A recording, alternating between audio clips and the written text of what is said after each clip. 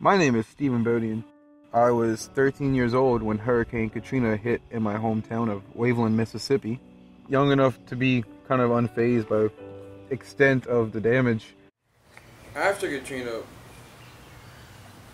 I'd say every school in the district was completely flooded out, and only one of them is still standing today.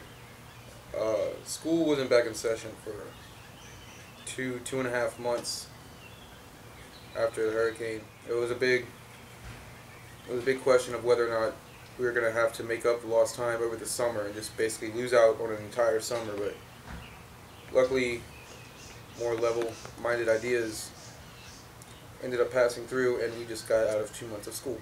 Hurricane tracking on the coast is a thing, and banks often have like maps of the Gulf Coast where you can like plot out the hurricane and track it and everything.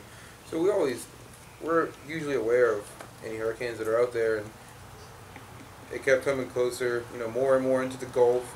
It was constantly getting stronger and stronger, and we usually don't worry about them until they're about a Category 3 hurricane, and it hit a Category 3 pretty early on, so everybody had their eye on it. Just was pretty much wondering.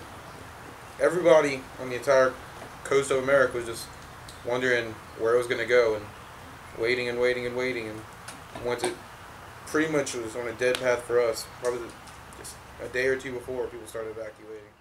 For a while after Katrina, food was really hard to come by, and so we did what we could. For a while, we actually just spent a lot of time fishing and catching fish to cook, because really all there was to eat was just a bunch of fish.